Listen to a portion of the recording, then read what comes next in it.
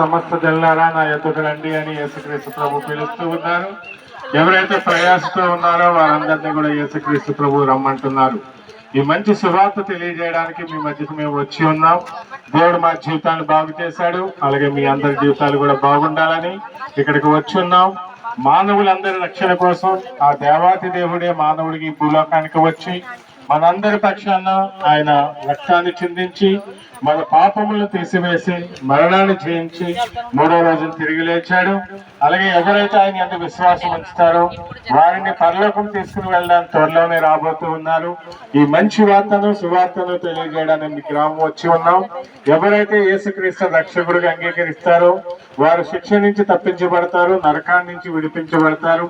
కాబట్టి మంచి వార్తను తెలుసుకుని మీకు ఇవ్వబడుతున్న పత్రికలను చదివి అందులో సత్యాన్ని గ్రహించినట్లయితే మీరు సర్వ స్వతంత్రులు అవుతారు. కాబట్టి ప్రతి ఒక్కరిని కూడా ఆహ్వానిస్తున్నాం.